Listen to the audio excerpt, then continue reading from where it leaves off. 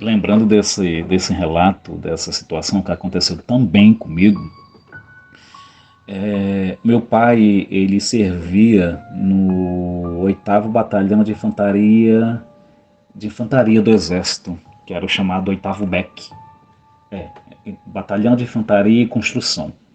Então meu pai ele passava mais tempo fora de casa do que conosco. Então ele viajava para outros estados abrindo estradas, né? E eu era uma criança que qualquer coisinha adoecia. Qualquer coisa eu adoecia, mano. E isso para minha mãe, de uma certa forma, era preocupante.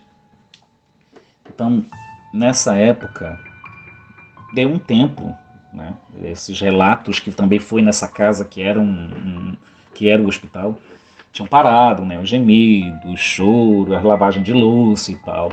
Né? Eu já estava entre 10 a 11 anos, era em 89, 1989, isso. E meu pai estava chegando de viagem, né, de uma das missões que ele fazia pelo Exército, né, de abrir estrada. Se eu não me engano, ele estava abrindo estrada para a banda de Oiapoque. E tinha que se apresentar no Exército e tal, né? Ele foi e tal.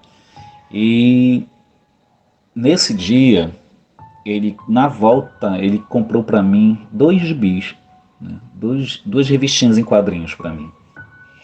E eu estava na sala, que eu tinha tido febre, tinha tido vômito, enjoo, eu estava bem doentinho mesmo, né? Então, minha mãe nesse ponto era bastante preocupada comigo. E quando ele chegou, ele me deu esses 2 gibis, eu fiquei tão feliz, porque eu era uma criança, eu e os meus irmãos fomos criados a ter o hábito de leitura. Isso nossos pais, eles incutiram muito na gente, o hábito da leitura, né? E todo feliz, legal, tal, que meu pai me deu 2 gibis, né? Fui pro quarto deles ler, pra lá, né?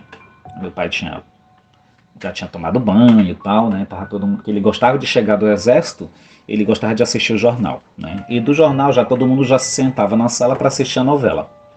E eu lá no quarto deles fui ler os livros, né? Fui ler os gibis. Como relatei, a cama dos meus pais era uma cama de mola. Então, quando você deitava, até mesmo sentar na beira da cama, fazia barulho. Parece uma coisa assim meio velha, né? E fiquei de bruço, né? E comecei a folhear o primeiro gibi, a ler, né? A ler o gibi, né? E os únicos movimentos que eu fazia eram exatamente o de virar as páginas, para que eu não perdesse a concentração fazendo barulho para que a cama não rangesse. Beleza. Estava lá eu lendo o meu gibi e de repente eu ouvi benzinho do meu lado fazer assim.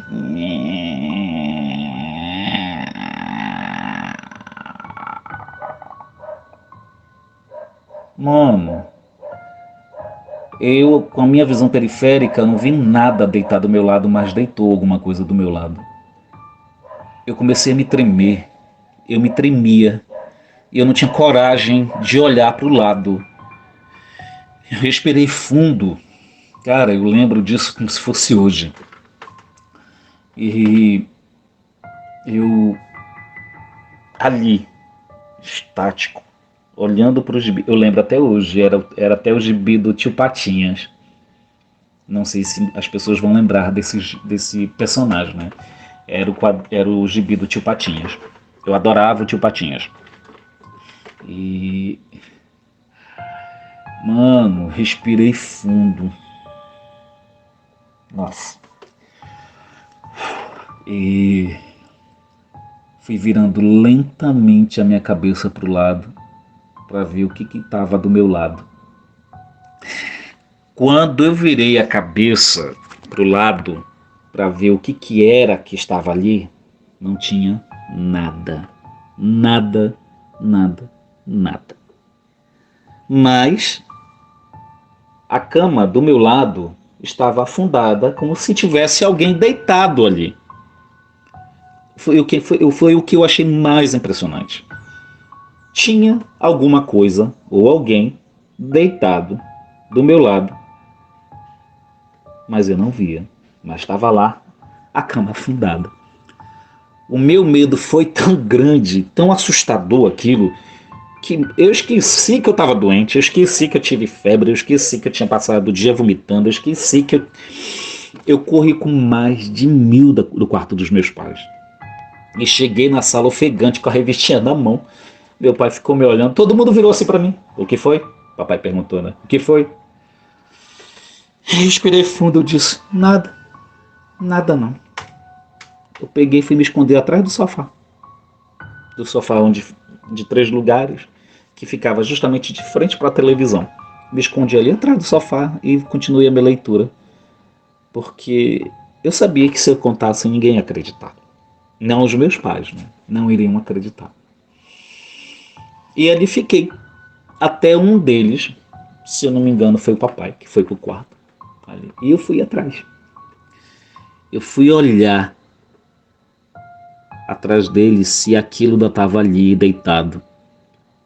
E a cama estava normal, como se nada tivesse acontecido.